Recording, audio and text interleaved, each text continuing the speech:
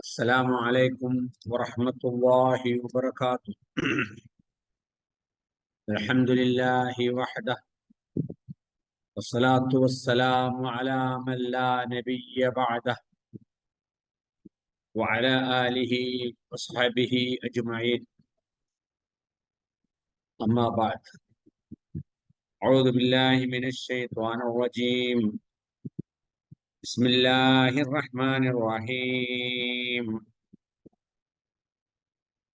والبحر المسجور إن عذاب ربك لواقع ما له من دافع يوم تمور السماء مورا وتسير الجبال سيرا. പരിശുദ്ധ ഖുർആനിലെ 52-ാമത്തെ അധ്യായമായ സൂറത്തു തൂറാണ് നമ്മൾ പഠിച്ചുകൊണ്ടിരിക്കുന്നത്. സൂറത്തു തൂറിന്റെ 2-ാമത്തെ ക്ലാസ് ആണ് ഇന്ന് നമ്മൾ എടുക്കാൻ പോകുന്നത്. ഇന്ന് നമ്മൾ പഠിക്കുന്ന ആയത്തുകൾ ആയത് നമ്പർ 6 മുതൽ 10 വരെയുള്ള 5 ആയത്തുകളാണ്. ആദ്യമായി അതിന്റെ ഖിറാഅത്ത് ഒന്ന് ശ്രദ്ധിക്കാം. أعوذ بالله من الشيطان الرجيم. بسم الله الرحمن الرحيم. البحر المسجور إن عذاب ربك لواقع ما له من دافع يوم تمور السماء مورا وتسير الجبال سيرا. ഇതിന്റെ പാരായണത്തിൽ വരുന്ന നിയമങ്ങൾ ഒന്ന് ശ്രദ്ധിക്കാം. ആയത് നമ്പർ 6. വൽബഹ്രിൽ മസ്ജൂർ. അവിടെ പ്രത്യേകിച്ച് നിയമങ്ങളൊന്നുമില്ല. ലെറ്റേഴ്സ് പ്രൊനൗൺസ് ചെയ്യുന്നത് ശ്രദ്ധിച്ചാൽ മതി. ഹാ തൊണ്ടേന്ന് വരാം. വൽബഹ്രിൽ മസ്ജൂർ. ആയത് നമ്പർ 7. ഇന്ന അദാബ റബ്ബിക ലവാഖിഅ. അവിടെ ഇന്നക്ക് 2 ഹർക്കത്തിന്റെ അത്ര 2 ലെറ്റേഴ്സ് പ്രൊനൗൺസ് ഉച്ചരിക്കാൻ എത്ര സമയം വേണോ അത്ര മണിക്കണം. ഇന്ന അദാബ റബ്ബിക ലവാഖിഅ. ലവാഖിന്റെ ഐനും അദാബന്റെ ഐനും ശ്രദ്ധിക്കുക. അത് ശരിക്ക് തൊണ്ടന്റെ നടുക്കുന്ന തന്നെ വരണം. ഇന്ന അദാബ റബ്ബിക ലവാഖിഅ. 8-ാമത്തെ ആയത്ത് മാലഹു മിൻ ദാഫിഅ. ആ മാന്റെ മുകളിൽ ശ്രദ്ധ കാണാം. എന്തിനാണത് ചോദിച്ചാൽ അവിടെ മുമ്പിലത്തെ ആയത്തുമായി കൂട്ടി ഓതാൻ പറ്റിയ സ്ഥലമാണ്. 2 ആയത്തിന്റെയും അർത്ഥം പൂർണ്ണമാവുന്നില്ല. ഒന്നിച്ച് പറയുമ്പോഴാ പൂർണ്ണത. അങ്ങനെ ഓതുന്നവർക്ക് അങ്ങനെ ഓതാം. അപ്പൊ അങ്ങനെ ഓതാം. ഇന്ന അദാബ റബ്ബിക ലവാഖിഉം മാ ലഹു മിൻ ദാഫിഅ. അങ്ങനെ ഓതാൻ പറ്റിയ സ്ഥലമാണ് എന്ന് അറിയിക്കാൻ വേണ്ടിയിട്ടാണ് മീമിന്റെ മുകളിൽ ശ്രദ്ധിട്ടത്. പിന്നെ ഹൂന്റെ ശേഷം ഒരു ചെറിയ വാവ് കാണാം. അതെന്തിനാന്ന് ചോദിച്ചാൽ ആ ഹൂനെ 2 ഹറക്കത്തിന്റെ അത്രങ്ങൾ നീട്ടണം. മാലഹു മനസ്സിലായില്ലേ? മീൻ പ്ലസ് ദാ. നൂനെ ദായിലേക്ക് ചേർത്തിട്ട് നൂനിനെ ദായിൽ മറച്ചു വെച്ച് മണിക്കണേ. അപ്പൊ ഓതേണ്ടത് മാലഹു മിൻ ദാഫിഅ. ആയത് നമ്പർ 9. യൗമ തമൂറു സമാഉ മൗറാ. സമാ 6 ലെറ്റർ പറയാൻ എത്ര സമയം വേണോ അത്രയും ടൈം എടുക്കണം. ശരിയല്ലേ? 6 അക്ഷരം പറയാൻ മദ് മുത്തസിലാണ്. 6 അക്ഷരത്തിന്റെ അത്ര നീട്ടണം. യൗമ തമൂറു സമാഉ മൗറാ. ആയത് നമ്പർ 10. വതസീറുൽ ജിബാലു സൈറാ. അവിടെ ഒന്നും ശ്രദ്ധിക്കാനില്ല, ലെറ്റേഴ്സ് ശ്രദ്ധിച്ചാൽ. വതസീറുൽ ജിബാലു സൈറാ. ഇതാണ് ഇതിന്റെ ഖിറാഅത്തിൽ വരുന്ന നിയമം. ഇനി ഇതിന്റെ പദങ്ങളുടെ അർത്ഥങ്ങളൊന്ന് നോക്കാം. ഇങ്ങോട്ട് നോക്കാം. ആയത് നമ്പർ 6 മുതൽ 10 വരെ. أعوذ بالله من الشيطان الرجيم. بسم الله الرحمن الرحيم. വൽബഹരിൽ മസ്ജൂർ ഇന്ന അദാബ റബ്ബിക ലവാഖിഅ മാ ലഹു മിൻ ദാഫിഅ യൗമ തമൂറു സ്സമാഉ മൗറാ. ഇവിടെ നമുക്കറിയാം സൂറത്ത് തൂറ് 1-ാമത്തെ ആയത്ത് മുതൽ സത്യം ചെയ്ത് പറയുകയാണല്ലോ. 4 വസ്തുക്കളെ സത്യം ചെയ്ത് അവിടെ പറഞ്ഞിട്ടുണ്ട്. 5-ാമത്തെ വസ്തുവാണ് ഇവിടെ പറയുന്നത്. വൽ ബഹ്റുൽ മസ്ജൂർ. ബഹർ നമുക്കറിയാം, ബഹറുൻ ജമ്മ് ബുഹൂർ എന്നാൽ കടല്, സമുദ്രം. മസ്ജൂർ പഠിക്കേണ്ട ഒരു വാക്കാണ്. അതിന്റെ റൂട്ട് വേർഡ് പാസ്റ്റ് ടെൻസ് സജറ. സജറക്ക് 2 അർത്ഥമാണ്. കത്തിച്ചു എന്നും അർത്ഥമുണ്ട്. തീ കത്തിക്കുന്നതിന് പറയും. വെള്ളം നിറക്കുക, വെള്ളം നിറയുക. അത് പാത്രത്തിലാവാം, സമുദ്രത്തിലാവാം. സമുദ്രത്തിൽ വെള്ളം നിറയുന്നതിന് സജറ എന്ന് പറയും. ഒരു പാത്രം ഫുള്ള് വെള്ളം നിറയുന്നതിന് സജറ എന്ന് പറയും, അല്ലെ? അതിന്റെ പ്രസന്റ് ടെൻസ് യസ് ചുറു എന്നാണ്. അഥവാ കത്തിക്കുന്നു, വെള്ളം നിറയുന്നു. അത് ഞാൻ കൊടുത്തിട്ടില്ല, അത് ഇന്നൂന്നാക്കിയാൽ മതി. സജിറൻ ആയത്തിൽ ഉപയോഗിച്ചത് ഈ പദത്തിന്റെ മഫ്ഊല് രൂപമാണ്. മസ്ചൂറുൻ. മസ്ചൂറുൻ 2 അർത്ഥം പറയാം. ഒന്നുകിൽ നിറക്കപ്പെട്ടത് അല്ലെങ്കിൽ കത്തിക്കപ്പെട്ടത് എന്നാണ്. അപ്പൊ കടലിനാണ് ഇവിടെ വിശേഷിപ്പിക്കുന്നത്. എങ്ങനെയുള്ള കടലാണ്? വൽ ബഹരിൽ മസ്ചൂർ. വെള്ളം നിറഞ്ഞ് അല്ലെങ്കിൽ നിറഞ്ഞ സമുദ്രം തന്നെയാണ് സത്യം. നിറഞ്ഞ സമുദ്രം തന്നെയാണ് സത്യം. അല്ലെങ്കിൽ വേറൊരർത്ഥം എന്താണ്? കത്തിക്കപ്പെട്ട സമുദ്രം തന്നെയാണ് സത്യം. അതിന്റെ വിശദീകരണത്തിൽ അത് വിശദീകരിക്കും.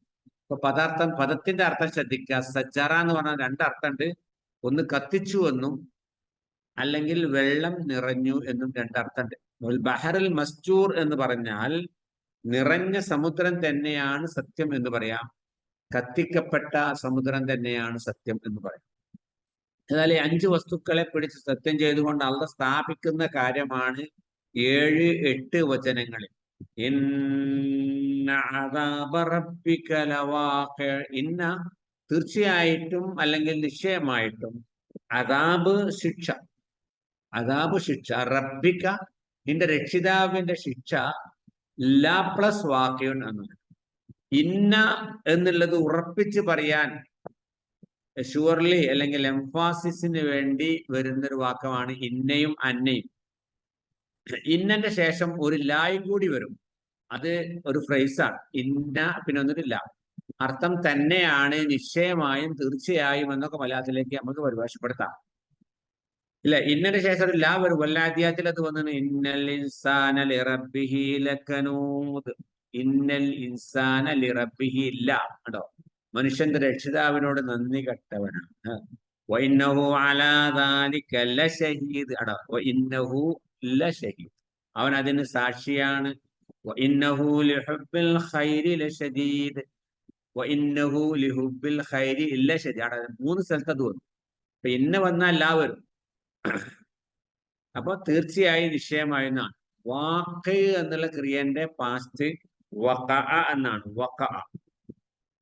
വഖഅ എന്ന് പറഞ്ഞാൽ സംഭവിച്ചു എന്നാണ്. യഖഉ സംഭവിക്കുന്നു.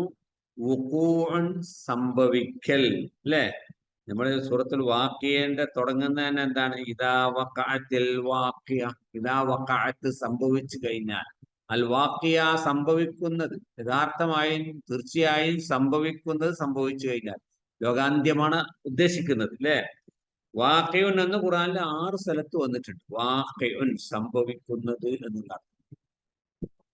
അപ്പോ ഇന്ന അദാബ റബ്ബിക തീർച്ചയായിട്ടും നിന്റെ രക്ഷിതാവിന്റെ ശിക്ഷ.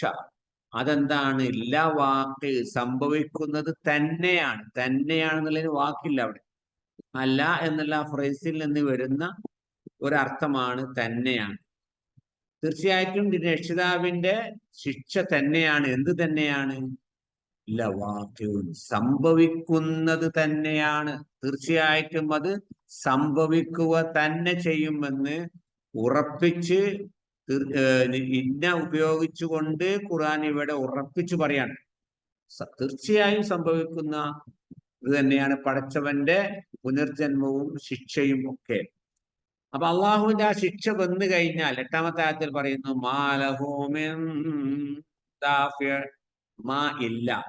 അവിടെ സപ്പോസ് സങ്കല്പിച്ചോളൂ പറയണം, ആരും ഇല്ല, ആരും ഇല്ല. എന്തില്ല? ലഹു അതിന്, ഏതിന്? ആ ശിക്ഷയെ. മിൻ ദാഫിഇ, ദഫഅ എന്ന തടുത്തു എന്നാണ്.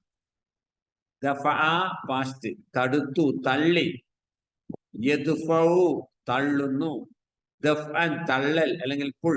ചില ഗൾഫിലൊക്കെ വാതിന്റെ മുകളില് നമ്മൾ പുൾ എന്നുള്ളതിന്, തള്ളുക എന്നുള്ളതിന് ഇദ്ഫ എന്ന് എഴുതിയേക്കാം. ഇദ്ഫ, ദഫ ഇദ്ഫാവിന്റെ ഓർഡർ ഫോം ആണ് ഇദ്ഫ. അത് എഴുതി വെക്കും. അലിഫ് ദാല് ഫാ അയിന് ഇത്ര ഉണ്ടാവുള്ളൂ, അർത്ഥമൊന്നും ഉണ്ടാവില്ല. അതിന്റെ അർത്ഥം നിങ്ങൾ തള്ളുക എന്നാ, ഡോർ തള്ളുക. അപ്പൊ തള്ളിയെന്നും തടുത്തു, തടുത്തു എന്നാ പ്രൊട്ടക്ട് ചെയ്തു, തടുത്തു എന്നുള്ള അർത്ഥത്തിന് ദഫ ഉപയോഗിക്കും. ദഫ തടുത്തു എന്നുള്ളത് അല്ലെ, തടഞ്ഞു നിർത്തി, തടുത്തു എന്ന്. അതിന്റെ ഫായിലാണ് ദാഫിയുൻ എന്ന് പറഞ്ഞാൽ തടുക്കുന്നവൻ. ഒരു ക്രിയ, നെയിം ഓഫ് സബ്ജക്റ്റ് ആണ് ഫായിൽ എന്ന്, ക്രിയ ചെയ്യുന്നവന്റെ പേര്. അപ്പൊ തടുത്തു എന്നുള്ളതിന്റെ ക്രിയ ചെയ്യുന്നവനാരാ? തടുക്കുന്നവൻ. അടിച്ചു എന്നുള്ളതിനെ ക്രിയ ചെയ്യുന്ന ആരാ? അടിക്കുന്നവൻ. ലറബ ലാരിബ്.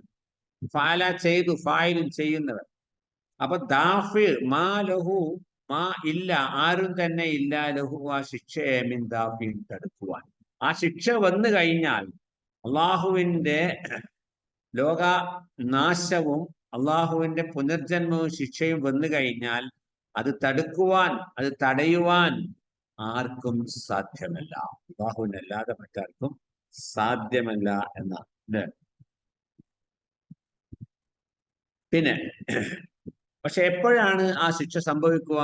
അന്ന് പ്രപഞ്ചത്തിലുണ്ടാവുന്ന രണ്ട് മാറ്റങ്ങൾ, രണ്ട് സംഭവ വികാസങ്ങൾ ഇവിടെ അള്ളാഹ് പറയുന്നുണ്ട്. യൗമ തമൂറു സ്സമാഉ മൗറാ എന്നാണ് അന്ത്യദിനം സംഭവിക്കുക. യൗമ ഒരു ദിവസം. തമൂറു എന്നുള്ള ക്രിയന്റെ പാസ്റ്റ് താഴെ കൊടുക്കുന്നുണ്ട് മാറ എന്ന. മാറ എന്ന് പറഞ്ഞാൽ പ്രകമ്പനം കൊണ്ടു, വിറ കൊണ്ടു. വേറൊരർത്ഥം ക്ഷോഭിച്ചു, കടൽ ക്ഷോഭിക്കുന്നതിന് മാറ എന്ന് പറയും. യമൂറിന്റെ പ്രസന്റൻസ് ആണ്. മൗറ എന്ന് പറഞ്ഞാൽ ശക്തമായ ആ ക്രിയ പറഞ്ഞിട്ട് ക്രിയയുടെ ക്രിയാനാമം ലാസ്റ്റിൽ പറയുന്നത് മുമ്പ് കഴിഞ്ഞ ആ ക്രിയന്റെ ശക്തി പ്രകടിപ്പിക്കാനാണ്. ഉദാഹരണം, ലറബത്തു ഞാൻ അടിച്ചു, ലർബൻ ഒരു അടി അങ്ങ് അടിച്ചു എന്ന് പറഞ്ഞാൽ എന്താ? ശക്തമായ അടിയാണ്. അക്കൽത്തു ഞാൻ തിന്നു, അഖിലൻ ഒരു തീറ്റ അങ്ങ് തിന്നു എന്ന് പറഞ്ഞാൽ വലിയ തീറ്റയാണ് തിന്നത്. അതേമാതിരിയാണ് മാറ പ്രകമ്പനം കൊണ്ടു, മൗറൻ ശക്തമായ പ്രകമ്പനം എന്ന് കാണാൻ തഫ്സീറിലൊക്കെ. ഈ ശക്തമായ നിലയുടെ വാക്കില്ല, പ്രകമ്പനം എന്നേ വാക്കുള്ളൂ. പിന്നെ ആ പ്രയോഗത്തിൽ നിന്നാണ് അത് കിട്ടുന്നത്. ഒരു ക്രിയ പറഞ്ഞിട്ട് ക്രിയാനാമം ശേഷം പറയുമ്പോൾ മുമ്പ് പറഞ്ഞ ക്രിയനെ ശക്തിപ്പെടുത്താനാണ്. അപ്പൊ ഇവിടെ യോമ ത്വമൂറുസ്സമാവു ആകാശം പ്രകമ്പനം കൊള്ളുന്ന ദിവസം, മൗറൻ ശക്തമായ പ്രകമ്പനം എന്നതിനർത്ഥം പറയാം.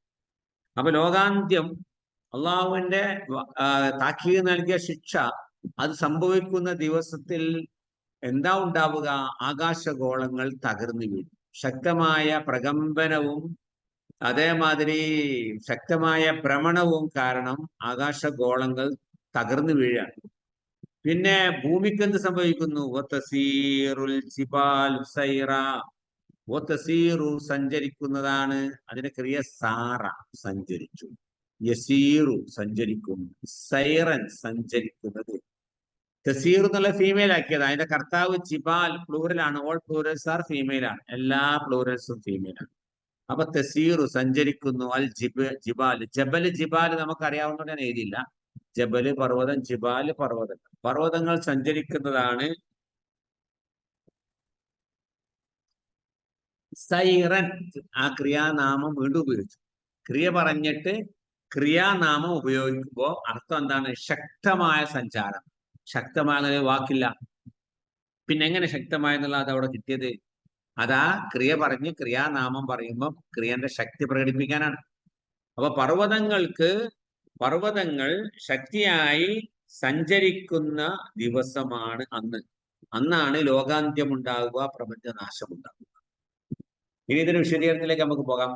അഊദു ബില്ലാഹി മിനശ് ശൈത്വാനിർ റജീം. ബിസ്മില്ലാഹിർ റഹ്മാനിർ റഹീം. വൽ ബഹ്രിൽ മസ്ജൂർ.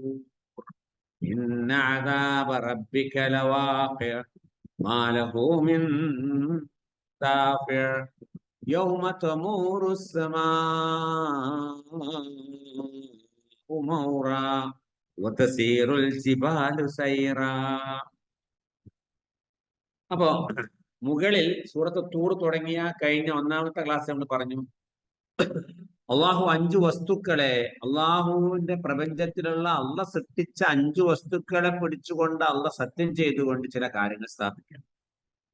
4 കഴിഞ്ഞ ക്ലാസ്സിൽ പറഞ്ഞു. ഒന്ന്, തൂരി സീനാ പർവ്വതം, നിവർത്തി വെച്ച തോലിൽ എഴുതപ്പെട്ട ഗ്രന്ഥം, ബൈത്തുൽ മാമൂർ അധിവാസമുള്ള ആകാശലോകത്തുള്ള മന്ദിരം, ബൈത്തുൽ മാമൂർ എന്ന മന്ദിരം, സഖഫുൽ മർഫൂ ഉയർത്തപ്പെട്ട മേൽക്കൂര കൊണ്ട് ഉദ്ദേശിക്കുന്നത് ആകാശഗോളങ്ങൾ. ഈ 4 കൊണ്ടും സത്യം ചെയ്ത് പറഞ്ഞു കഴിഞ്ഞു. 5ാമത്തെ കാര്യം ഇവിടെ പറയുന്നത് വൽ ബഹരിൽ മസ്ജൂർ. വൽ ബഹർ, കടൽ തന്നെയാണ് സത്യം. അൽ മസ്ജൂറു, നിറഞ്ഞു നിൽക്കുന്ന കടൽ, അല്ലെങ്കിൽ കത്തിക്കപ്പെടുന്ന കടൽ. ഈ 2 അർത്ഥവും ഇവിടെ ഉപയോഗിക്കാം. നിറഞ്ഞു നിൽക്കുന്ന കടൽ എന്ന് പറയുമ്പോൾ കടൽ നിറഞ്ഞു നിൽക്കുകയാണ്. മത്സ്യങ്ങളുണ്ട് അത് കടലിൽ, മുത്തുകളുണ്ട്, പവിഴങ്ങളുണ്ട്, തിരമാലകളും സമുദ്രജലങ്ങളുമുണ്ട്. ഇവ ഒക്കെ കൊണ്ട് തന്നെ മഹാസമുദ്രങ്ങൾ, ഇതൊക്കെ നിറഞ്ഞു നിൽക്കുന്ന മഹാസമുദ്രങ്ങൾ നമുക്ക് എന്നും അത്ഭുതമാണ്. അള്ളാഹുവിന്റെ അനുഗ്രഹമാണിത്. ഒരുപാട് ആളുകൾക്കുള്ള അനുഗ്രഹം ആ കടൽ ജലത്തിലുണ്ട്. മുത്തും പവിഴവും മത്സ്യവും ഒക്കെ എടുത്ത് വിൽക്കുന്ന ആളുകളുണ്ട്. സഞ്ചരിക്കുന്ന കടലിലൂടെ സഞ്ചരിക്കുന്ന കപ്പലുകൾ അത്ഭുതമാണ് എന്ന് ഖുർആനിൽ പറയുന്നുണ്ട്. 35-ാം അധ്യായം ഫാത്തിറിലെ 12-ാം വചനം. വതറൽ ഫുൽക ഫീഹി മവാഹിർ. വതറ, നിനക്ക് കാണാം, അൽ ഫുൽക, കപ്പലുകൾ, ഫീഹി, ആ കടലിലൂടെ സഞ്ചരിക്കുന്നു. എങ്ങനെയാണ് സഞ്ചരിക്കുന്നത്? മവാഹിറ, കടൽ ജലത്തെ ഭേദിച്ചുകൊണ്ട്, വലിയ തിരമാലകളെ ഭേദിച്ചുകൊണ്ട് കപ്പൽ അതിനെ കീറി മുറിച്ചുകൊണ്ട് മുന്നോട്ട് പോകുന്നത് നിനക്ക് കാണാം. അത് അള്ളാഹുവിന്റെ വലിയ ഒരു അനുഗ്രഹമാണ്. നമുക്കറിയാം, ഒരു പാത്രത്തിൽ വെള്ളം നിറഞ്ഞു കഴിഞ്ഞാൽ എന്താ ചെയ്യുക? ആ പാത്രത്തിലെ വെള്ളം താഴോട്ട് തുളുമ്പിപ്പോകും, അല്ലെ? കവിഞ്ഞൊഴുകും. എന്നാൽ കടൽ ജലം നിറഞ്ഞു കഴിഞ്ഞിട്ടും കടൽ ജലം കരയിലേക്ക് വല്ലാതെ കവിഞ്ഞൊഴുകുന്നില്ല. അതെന്താണ്? അത് അള്ളാഹുവിന്റെ വലിയൊരു അനുഗ്രഹമാണ്. കടൽ ജലം കടലിൽ തന്നെ ഉൾക്കൊണ്ട് നിൽക്കുന്നു. വല്ലപ്പോഴും കടൽ സുനാമികളും കടൽ തിരമാലകളും കരയെ ആക്രമിക്കാറുണ്ട്. അതല്ല പറഞ്ഞത്. സ്വാഭാവികമായും അത് കടൽ ജലം കടലിൽ തന്നെയാണ്. കരയിലേക്ക് നിറഞ്ഞു കവിഞ്ഞിട്ട് കരയിലേക്ക് ഒഴുകുന്നില്ല. അത് അള്ളാഹുവിന്റെ വലിയൊരു അനുഗ്രഹമാണ്. അപ്പോ നിറഞ്ഞു നിൽക്കുന്ന കടൽ എന്നുള്ളത്, നിറഞ്ഞു നിൽക്കുന്ന കടൽ എന്നും ഒരു അത്ഭുതമാണ്. എന്തുകൊണ്ടും അള്ളാഹുവിന് സത്യം ചെയ്ത് പറയാൻ പറ്റുന്ന ഒരു സംഭവമാണ്. മറ്റൊരാശയം ഇതിന് പറഞ്ഞിട്ടുള്ളത് സജറ എന്നതിന് കത്തിക്കുക എന്നുള്ള അർത്ഥമുണ്ട്. അപ്പൊ മസ്ചൂർ എന്ന് പറഞ്ഞാൽ മഫൂലാണ്, കത്തിക്കപ്പെടുന്ന കടൽ എന്നാണ്. അന്ത്യദിനത്തിലെ കടൽ കത്തിക്കപ്പെടുമെന്നും അതുപോലെ തന്നെ അന്ത്യദിനത്തിന്റെ അടയാളമായിട്ട് കടൽ തീ പ്രത്യക്ഷപ്പെടുമെന്നും ഒക്കെ ഖുർആനിൽ. സൂറത്ത് തക്വീർ 6-ാം വചനത്തിൽ കാണാം, വൈദൽ ബിഹാറു സുജ്ജിറത്, കടലുകൾ കത്തിക്കപ്പെടുമ്പോൾ എന്ന്. നരകം തന്നെ സ്ഥാപിക്കപ്പെടുന്നത് കടൽ നിന്നിരുന്ന സ്ഥലത്താണ്. അവിടെയാണ് നരകം സ്ഥാപിക്കപ്പെടുന്നത് എന്ന് മറ്റൊരു ഹദീസിൽ കാണാം. അപ്പൊ ഏതായാലും കടലിൽ കടൽ ജലം, നമുക്കറിയാം, ജലം എന്ന് പറഞ്ഞാൽ 2 ഹൈഡ്രജൻ ആറ്റവും 1 ഓക്സിജൻ ആറ്റവും. അപ്പൊ ഒന്ന് കത്തുന്നതും ഒന്ന് കത്താൻ സഹായിക്കുന്നതുമാണ്. അത് കടൽ ജലം വിഘടിക്കുകയാണെങ്കിൽ കടൽ കത്തും. കടൽ കത്തിയ അനുഭവങ്ങൾ നമുക്കുണ്ട്, ഇല്ലേ? അപ്പോ അങ്ങനെ അവസാനത്തിന് മുമ്പായിട്ട് കടലിൽ കത്തിക്കപ്പെടുന്ന ഒരവസ്ഥ ഉണ്ടാവും, അല്ലെങ്കിൽ നിറഞ്ഞു നിൽക്കുന്ന കടൽ. ഇത് 2 കൊണ്ടും അള്ളാഹു സത്യം ചെയ്ത് പറയുകയാണ്. 5 വസ്തുക്കളെ കൊണ്ട് അള്ളാഹു സത്യം ചെയ്തിട്ട് സ്ഥാപിക്കുന്ന കാര്യമാണ് 7-8 വചനങ്ങളിൽ പറയുന്നത്. എന്താണ് 7-ാമത്തെ ആയത്തിൽ പറയുന്നത്?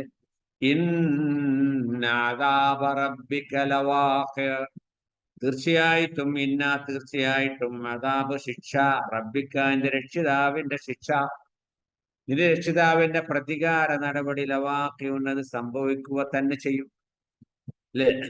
5 വസ്തുക്കളെ പിടിച്ച് സത്യം ചെയ്തതിന് പുറമെ ഇവിടെ ഇന്ന എന്നുള്ള എംഫാസിസിന്റെ വാക്കും അതിനുശേഷം ല എന്നുള്ള ഫ്രേസും ഒക്കെ ഉപയോഗിച്ച് തന്നെയാണ് തീർച്ചയായിട്ടും തീർച്ചയായും സംഭവിക്കുന്ന ഒരു കാര്യമായത് കൊണ്ടാണ് സന്ദേഹം സന്ദേഹം കൂടാതെ സംശയം കൂടാതെ നമ്മൾ സ്വീകരിക്കേണ്ട ഒരു കാര്യമായത് കൊണ്ടാണ് ഖുർആൻ ഇത് 5 വസ്തുക്കളെ കൊണ്ട് സത്യം ചെയ്തു. പോരാത്തതിന് ഉറപ്പിക്കാനുള്ള ഇന്നയില്ലായ്മ ഉപയോഗിച്ചുകൊണ്ട് സത്യം ചെയ്ത് പറയുകയാണ്. എന്താണ് പറയുന്നത്? നിന്റെ രക്ഷിതാവിന്റെ ശിക്ഷ അത് സംഭവിക്കുക തന്നെ ചെയ്യുമെന്ന്. പരലോകം സത്യമാണ്, അത് സംഭവിക്കുക തന്നെ ചെയ്യും. അള്ളാഹു വളരെ കൃത്യമായി വ്യക്തമായി ഖുർആനിലെ പല ആയത്തുകളിൽ ഇത് വിശദീകരിക്കുന്നുണ്ട്. 77-ാമത്തെ അധ്യായം സൂറത്ത് മുർസലാത്തിലെ 7-ാമത്തെ വചനം, ഇന്നമാ തുഅദൂന ലവാഖിഅ, ഇന്നമാ തീർച്ചയായിട്ടും തുഅദൂന നിങ്ങളോട് താക്കീത് നൽകിയ, ഭീഷണിയുടെ സ്വരത്തിൽ നിങ്ങളോട് പറഞ്ഞിട്ടുള്ള ലോകത്തിന് അന്ത്യമുണ്ട്, ലോകം നശിച്ചു കഴിഞ്ഞാൽ പുനർജന്മമുണ്ട്, പ്രപഞ്ചത്തെ പുനഃസൃഷ്ടിക്കുന്നുണ്ട്, എന്നിട്ട് മനുഷ്യന്റെ കർമ്മങ്ങളെ കുറിച്ച് ചോദിക്കുമെന്ന് പറഞ്ഞാൽ ആളുകൾ അതിന് പരിഹസിക്കാം. സൂറത്ത് ദാരിയാത്തിൽ 6-ാമത്തെ വചനത്തിൽ കഴിഞ്ഞ സൂറത്ത് നമ്മൾ പഠിച്ചു, ഇവിടൊക്കെ ലവാഖിഅ 6 സ്ഥലത്ത് ഉപയോഗിച്ചു. 2 സ്ഥലം അവിടെ വന്നു. മുർസലാത്തിൽ 7, ദാരിയാത്തിൽ 6. തീർച്ചയായിട്ടും അള്ളാഹുവിന്റെ ദീൻ എന്ന് പറഞ്ഞാൽ ന്യായവിധി അല്ലെങ്കിൽ പ്രതിഫല ദിനം, അത് ലവാഖിഅ സംഭവിക്കുക തന്നെ ചെയ്യും. അപ്പൊ ഇവിടെയും സൂറത്ത് ദാരിയാത്ത്, മുർസലാത്ത് പോലെയുള്ള ആയത്തുകളിലും അള്ളാഹുവിന്റെ താക്കീത് അത് ഒരു കെട്ടുകഥയല്ല, ഒരു ഐതിഹ്യമല്ല, അത് സംഭവിക്കാൻ പോകുന്ന യഥാർത്ഥ സംഭവമാണ് എന്ന് ആണയിട്ട് പറയുകയാണ്. അപ്പൊ പ്രപഞ്ചത്തിനൊരു നാശമുണ്ട്, അത് സംഭവിക്കും. പ്രപഞ്ചനാശം സംഭവിക്കാമെന്ന് ശാസ്ത്രജ്ഞന്മാരും പറയുന്ന ഒരു കാര്യമാണ്. അപ്പൊ അത് സംഭവിച്ചു കഴിഞ്ഞാൽ ഇല്ല തന്നെ ഒരാൾക്കും കഴിയുകയില്ല. ലഹു പോകുന്നത് അദാബിലേക്കാണ്. ആ ശിക്ഷക്ക് മിൻ ദാഫിൻ തടയുവാൻ ആർക്കും സാധ്യമല്ല. ആ ശിക്ഷയെ തടയുവാൻ ആർക്കും സാധ്യമല്ല. കാരണം അള്ളാഹുവിന്റെ ശക്തിയെ അതിജയിക്കുവാൻ ആർക്കും സാധ്യമല്ല. അള്ളാഹുവിൽ നിന്നാണ് ആ ശിക്ഷ വരുന്നത്. 6-ാം അധ്യായം സൂറത്ത് അന്നാമിലെ 18-ാമത്തെ വചനത്തിൽ അള്ളാഹ് പറയുകയാണ്, വഹുവ അള്ളാഹുവാണ് അൽ ഖാഹിറു സർവാധികാരി, പരമാധികാരി, സർവശക്തനായവൻ അള്ളാഹുവാണ്. ഫൗക ഇബാദിഹി തന്റെ അടിയാന്മാരുടെ മേൽ എന്ത് നടപടിക്രമങ്ങളും എടുക്കുവാൻ അള്ളാഹുവിന് കഴിയും. അവൻ ശക്തവാനാണ്, സർവാധികാരിയാണ്, പരമാധികാരിയാണ്. അല്ലേ? അപ്പോ അള്ളാഹു ഇത്ര വസ്തുക്കളെ പിടിച്ചുകൊണ്ട് സത്യം ചെയ്തുകൊണ്ട് സംഭവിക്കുമെന്ന് പറയുമ്പോൾ സത്യവിശ്വാസികളുടെ മനസ്സിന്റെ അഗാധതയിലേക്ക്, ആഴങ്ങളിലേക്ക് ഇറങ്ങിച്ചെല്ലാൻ പറ്റിയ, ചിന്തിക്കാൻ പറ്റിയ ആയത്തുകളാണ് ഈ ആയത്തുകൾ. ഈ പ്രത്യേകിച്ചും 8, 9 ആയത്തുകൾ, 7, 8 ആയത്തുകൾ അങ്ങനെ വളരെ വിശ്വാസിയുടെ മനസ്സിലേക്ക് ഇറങ്ങിച്ചെല്ലുന്ന ആയത്തുകളാണ്. പൂർവസൂരികളായ സത്യവിശ്വാസികളായ സഹാബികന്മാർ ഈ ആയത്ത് കേട്ടപ്പോൾ അവർക്ക് വലിയ സ്വാധീനം ഉണ്ടായി. നമ്മൾ പറഞ്ഞത് ലാസ്റ്റ് ഈ ആയത്ത്, ഈ 2 ആയത്ത് സത്യവിശ്വാസികളുടെ മനസ്സിൽ വളരെയധികം ആഴത്തിൽ ഇറങ്ങിച്ചെല്ലുന്ന ആയത്തുകളാണ്.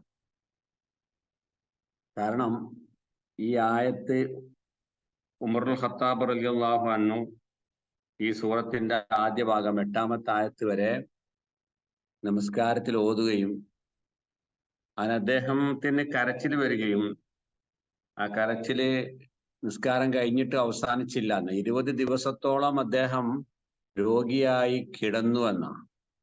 20 ദിവസത്തോളം രോഗമായി അദ്ദേഹം കിടന്നു എന്നാണ്. ജുബൈർ ബിൻ മുത്തഇം എന്ന സഹാബി പറയാണ്, അദ്ദേഹം മദീനയിൽ റസൂലുള്ളാഹിന്റെ അടുക്കൽ ഒരു ദിവസം വന്നു. ബദർ യുദ്ധം കഴിഞ്ഞതിന് ശേഷമാണ്. അദ്ദേഹം മുസ്ലിം ആയിട്ടില്ല. എന്നപ്പോ അദ്ദേഹം വന്നത് ബദറിൽ പിടിച്ച മുശ്രിക്കുകളായ ചില ആളുകളെ മോചിപ്പിക്കുന്ന കാര്യം പ്രവാചകനുമായി സംസാരിക്കാൻ വേണ്ടിയിട്ടാണ് വന്നത്. അങ്ങനെ വന്നപ്പോൾ പ്രവാചകൻ മഗ്‌രിബ് നമസ്കരിക്കുകയാണ്. മഗ്‌രിബ് നമസ്കാരത്തിൽ പ്രവാചകൻ സൂറത്ത് തൂറാണ് ഓതുന്നത്. ആ തൂറിൽ ഈ ആയത്ത് നമ്പർ 7, 8 ഓതിയപ്പോ അദ്ദേഹത്തിന് തോന്നി, ഈ ആയത്ത് എന്നോടാണ് പറയുന്നത്. തീർച്ചയായിട്ടും ഞാൻ ഈ നിലപാടിൽ നിലകൊള്ളുമ്പോൾ അള്ളാഹിന്റെ ശിക്ഷ എനിക്ക് വരും എന്ന് പറഞ്ഞുകൊണ്ട് അദ്ദേഹം നമസ്കാര ശേഷം തന്നെ ഷഹാദത്ത് കലിമയല്ലേ വിശ്വാസിയായി തീർന്നു എന്നാണ്. അപ്പൊ സത്യവിശ്വാസികളുടെ മനസ്സിനെ ഏറെ സ്വാധീനിക്കുന്ന ഒരു ആയത്താണ് ഈ 7-8 ആയത്തുകൾ. വിശ്വാസമില്ലാത്ത കഠിന ഹൃദയക്കാർക്ക് ഇതൊരു മാറ്റം ഉണ്ടാവില്ല. എന്നാൽ വിശ്വാസികളുടെ മനസ്സിന് ഇത് വളരെ മാറ്റമുണ്ട്. തീർച്ചയായിട്ടും ഈ രക്ഷിതാവിന്റെ ശിക്ഷ അത് സംഭവിക്കുക തന്നെ ചെയ്യും. മാലഹൂമിൻ ദാഫെ, അതിന് തടയുവാൻ ആർക്കും സാധിക്കുക തന്നെ ഇല്ല. ശിക്ഷ വന്നു കഴിഞ്ഞാൽ തടുക്കുവാൻ ആർക്കും സാധിക്കുകയില്ല. എന്നാണ് ആ ശിക്ഷ വരുന്ന ദിവസം ഉണ്ടാകുന്ന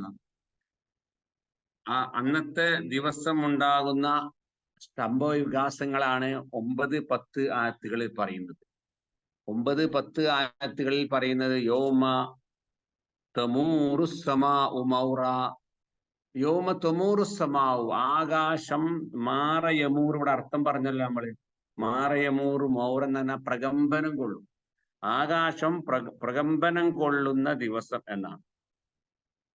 ആകാശഗോളങ്ങളുടെ കൃത്യമായ വ്യവസ്ഥകൾ താളം തെറ്റുകയാണെന്ന്, ആകർഷണം നഷ്ടപ്പെട്ട് ഗോളങ്ങൾ തമ്മിൽ കൂട്ടിയിടിച്ച് അതിശക്തമായ ഭ്രമണവും അതിശക്തമായ കറക്കവും ഗോളങ്ങൾക്കുണ്ടാവും. വലിയ ചലനമുണ്ടാകും.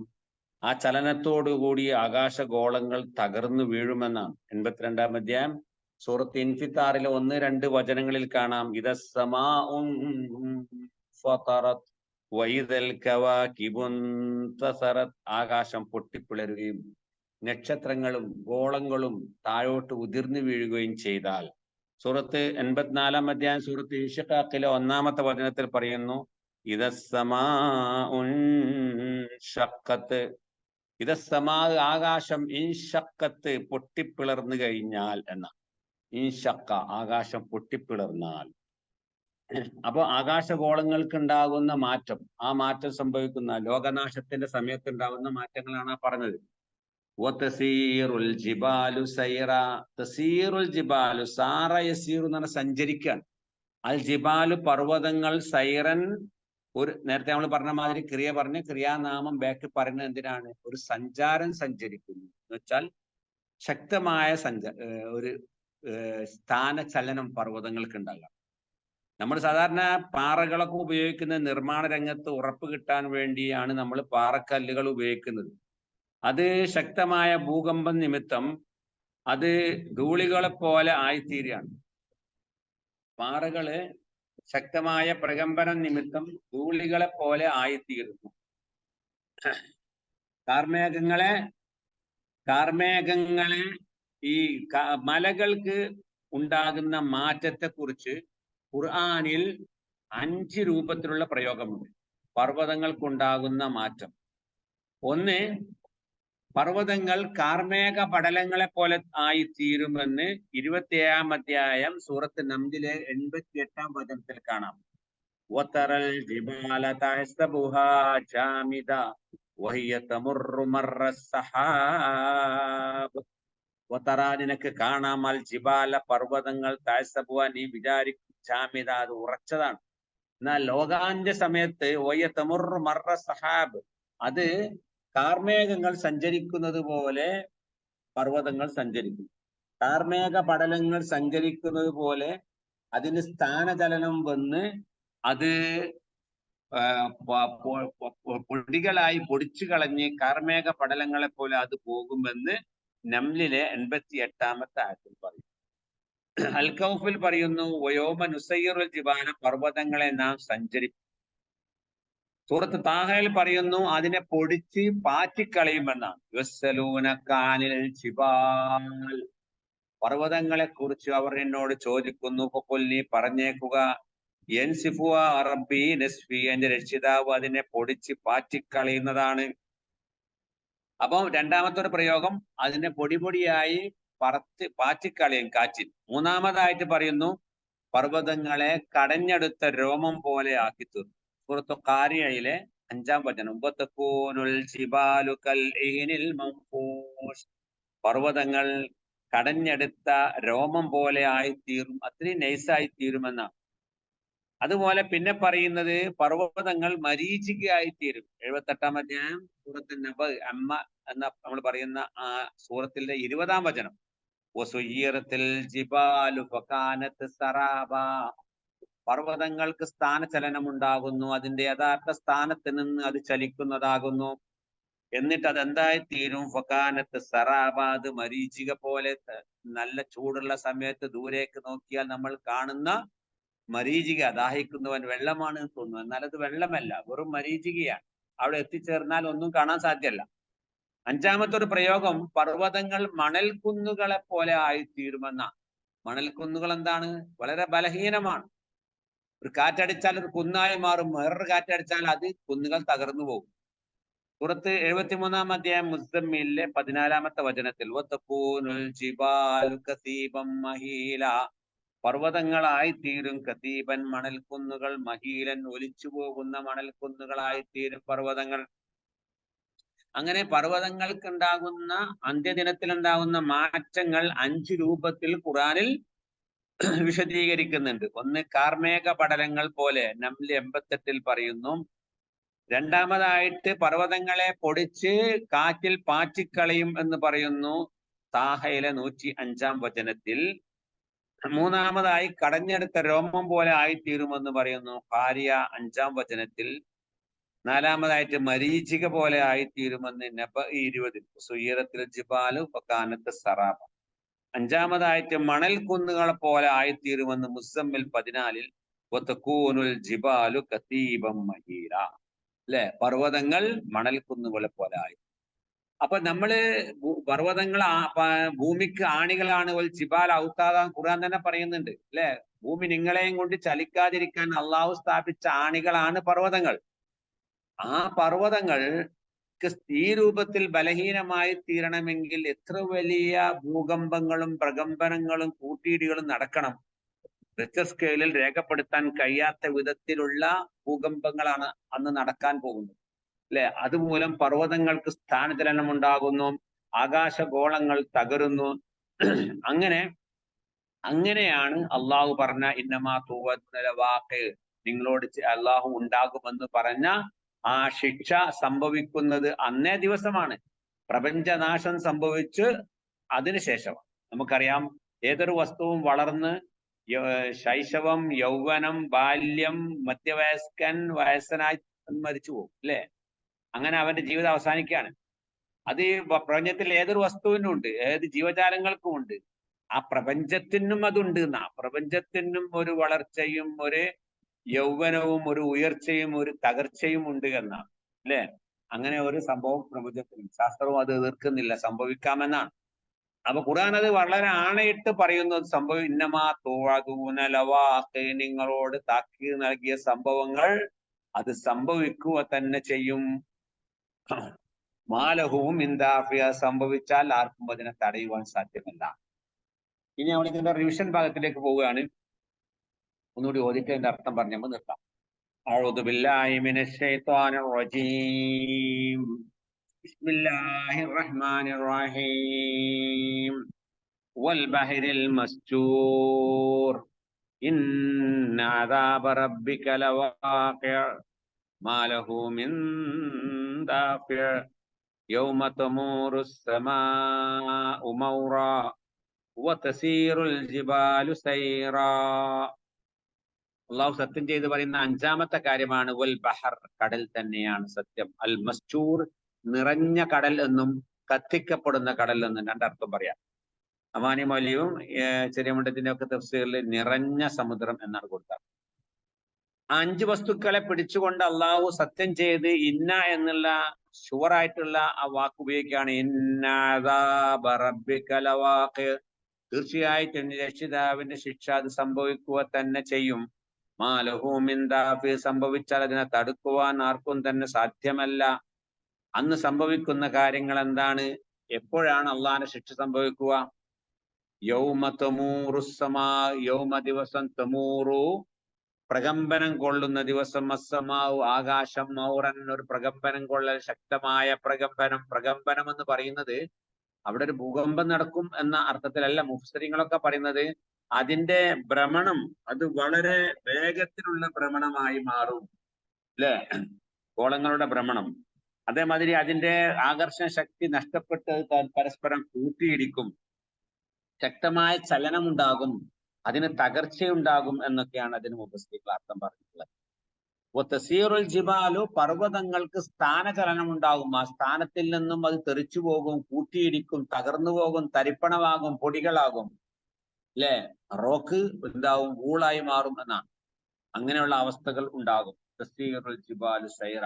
അന്നാണ് ലോകാന്ത്യം ഉണ്ടാവുകയും പുനർജന്മം ഉണ്ടാവുകയും മനുഷ്യന്റെ റീപ്രൊഡക്ഷൻ നടക്കുകയും മനുഷ്യന് ജീവൻ വെക്കുകയും അവരുടെ കാര്യങ്ങളെക്കുറിച്ച്, ഭൗതിക ലോകത്തെ ജീവിതത്തെക്കുറിച്ച് അള്ളാഹു ചോദ്യം ചെയ്യുകയൊക്കെ ചെയ്യുന്നത് അന്നത്തെ ദിവസമാകുന്നു എന്നാണ്. അപ്പൊ ഈ 5 ആയത്തുകളിൽ നമുക്ക് പഠിക്കുവാനുള്ള 2 പ്രധാനപ്പെട്ട ആശയം എന്താണ് ചോദിച്ചാൽ, ഒന്ന്, ഈ പ്രപഞ്ചത്തിന്റെ നാശം അത് സംഭവ്യമാണ്. പ്രപഞ്ചം നശിക്കും എന്നുള്ള വിഷയത്തിൽ മതപരമായിട്ടോ ശാസ്ത്രീയമായിട്ടോ ആരും എതിര് നിൽക്കുന്നില്ല. എല്ലാവരും അത് അംഗീകരിക്കുകയാണ്. നമ്മൾ ശാസ്ത്രത്തിന് തെളിവുകൾ വേണ്ട, ഖുർആന്റെ തെളിവ് തന്നെ അത് വളരെയധികം നമ്മൾ വിശ്വാസികൾക്ക് അത് മതിയാവുന്നതാണ്. ഖുർആൻ അടിക്കടി അത് എടുത്ത് പലയിടങ്ങളിലായിട്ട് പറയുന്നുണ്ട്, പ്രപഞ്ചത്തിന്റെ നാശം സംഭവ്യമാണ്. ആ നാശം സംഭവിച്ചു കഴിഞ്ഞാൽ ലോകത്തൊരു ശക്തിക്കും അതിനെ തടയുവാൻ സാധ്യമല്ല, അള്ളാഹുവിന് മാത്രമേ സാധിക്കൂ. കാരണം പ്രപഞ്ചത്തെ സൃഷ്ടിച്ച സൃഷ്ടാവിന്റെ പക്കൽ നിന്നുണ്ടാകുന്ന നാശമാണ് അത്. അതുകൊണ്ട് അതിനെ തടുക്കുവാൻ വേറെ ആർക്കും സാധ്യമല്ല. ഇത് ഒരു കഥ പറയുകയോ അല്ലെങ്കിൽ ഒരു കഥ പറയുകയോ അല്ലെങ്കിൽ ജനങ്ങളെ പേടിപ്പിക്കാൻ വേണ്ടി പറയുന്നത് ചെയ്യുന്ന കാര്യമല്ല. ഇതൊരു സത്യമാണ്, പരമയാഥാർത്ഥ്യമാണ്, സംഭവിക്കുക തന്നെ ചെയ്യുമെന്ന് അടിക്കടി ഖുർആൻ പറയുന്നു. ഖുർആൻ പറഞ്ഞ എല്ലാ കാര്യങ്ങളും സംഭവിച്ചിട്ടുണ്ട്. അതുകൊണ്ട് ഇതും സംഭവിക്കും എന്നുള്ള കാര്യത്തിൽ വിശ്വാസികൾക്ക് യാതൊരു സംശയവും ഉണ്ടാവാൻ പാടില്ല. രണ്ടാമത്തെ കാര്യം, ഈ ആയത്തിൽ പറയുന്നത് നമുക്ക് മനസ്സിലാക്കേണ്ട രണ്ടാമത്തെ കാര്യം, പ്രപഞ്ച നാശം ഉണ്ടാകുന്ന സമയത്ത് പ്രാപഞ്ചിക നിയമങ്ങളെല്ലാം താറുമാറാവുകയും പ്രപഞ്ചത്തിന് സാർവത്രികമായ തകർച്ച സംഭവിക്കുകയും ചെയ്യും. സാർവത്രികമായ ഒരു തകർച്ച പ്രപഞ്ചം, ഗോളങ്ങളുടെ കൂട്ടിയിടി ഉണ്ടാകും, തകർച്ചയുണ്ടാകും. അത് അന്ന് ആരെങ്കിലും ജീവിച്ചിരിക്കുകയാണെങ്കിൽ അവരുടെ കർണപുടങ്ങൾക്ക് താങ്ങാൻ സാധിക്കാത്ത ശബ്ദമായിരിക്കും. കർണപുടങ്ങൾ പൊട്ടിപ്പോകും. അസാഹ എന്ന് ഖുർആൻ ഉപയോഗിച്ചു, ചെവി അടച്ചു പോകുന്ന ശബ്ദം. അൽ ഖാരിയ എന്നാണ് ഗോളങ്ങൾ കൂട്ടിയെടുക്കുന്ന ശബ്ദം. അതൊക്കെ ഉണ്ടാവും. അതുകൊണ്ട് ഗോളങ്ങൾ നശിക്കുന്നു, ഭൂമി നശിക്കുന്നു, സാർവത്രികമായ നാശമാണ് ഉണ്ടാവുക, അല്ലെ? എല്ലാം നശിച്ച് തരിപ്പണമായിട്ട് അള്ളാഹു മാത്രം ബാക്കിയാവുന്ന ഒരവസ്ഥ. എന്നിട്ടാണ് പുനഃസൃഷ്ടിപ്പ് നടക്കുന്നത്. അതൊക്കെ ഈ ലോകത്ത് സംഭവിക്കാൻ പോകുന്ന സംഭവങ്ങളാണ്. അത് മനസ്സിൽ വിശ്വസിച്ചുകൊണ്ട് ആ സംഭവത്തിന് തയ്യാറാവുകയും പരലോകത്ത് അള്ളാഹുവിന്റെ മുമ്പിൽ നമ്മുടെ ചെയ്തികൾ ന്യായീകരിക്കാൻ പറ്റുന്നതായിരിക്കാൻ ശ്രദ്ധിക്കുകയും ചെയ്യുക എന്നുള്ളതാണ് ഇതുകൊണ്ടൊക്കെ അള്ളാഹു ഉദ്ദേശിക്കുന്നത്. അതുകൊണ്ട് ഈ ആയത്തുകളിലൂടെ നമ്മളെ പാരായണം പോകുമ്പോൾ, പഠനം തുടർന്നു പോകുമ്പോൾ നമ്മളെ മനസ്സിലുണ്ടാവേണ്ടത് പ്രപഞ്ചത്തിന്റെ നാശമുണ്ട്, അത് എപ്പോഴും സംഭവിക്കാം, എപ്പോഴാന്ന് നമുക്ക് പറയാൻ സാധ്യമല്ല, അള്ളാഹുവിനെ അറിയുള്ളൂ. ലോകനാശവും മരണവും ഒക്കെ അള്ളാഹു അത് രഹസ്യമാക്കി വെച്ചതാണ്. അത് എപ്പോഴും സംഭവിക്കാം. അത് പേടിച്ചു നിൽക്കുകയല്ല വേണ്ടത്, അതിനു വേണ്ടി മനുഷ്യൻ തയ്യാറാവണം. എപ്പം വന്നാലും അതിനെ നേരിടാൻ ഞാൻ തയ്യാറാണ് എന്ന രൂപത്തിൽ അമലുകൾ ചെയ്തുകൊണ്ട് മനുഷ്യൻ അതിന് തയ്യാറെടുക്കുകയാണ് വേണ്ടത്. ആ തയ്യാറെടുപ്പ് നമ്മുടെ ഭാഗത്ത് നിന്ന് ഉണ്ടാവണം.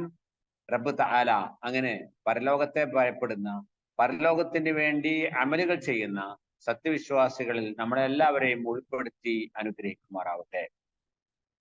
നമ്മുടെ ജീവിതത്തിൽ വന്നുപോയ തെറ്റുകൾ, കുറ്റങ്ങൾ റബ്ബ് തആല നമുക്ക് എല്ലാവർക്കും വിട്ടുപുറത്ത് മാപ്പാക്കി തെരുമാറാവട്ടെ.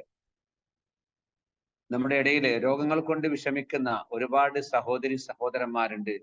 ദുആ കൊണ്ട് വസിയത്ത് ചെയ്ത ആളുകളുണ്ട്. റബ്ബ് തആല അവർക്കെല്ലാം തന്നെ ശിഫയും ആഫിയത്തും നൽകി അനുഗ്രഹിക്കുമാറാവട്ടെ.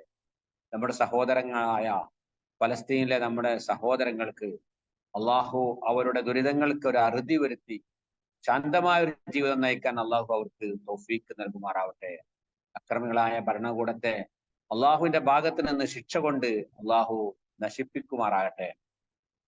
اللهم اغفر للمؤمنين والمؤمنات والمسلمين والمسلمات الأحياء منهم والأموات إنك مجيب الدعوات يا قاضي الحاجات.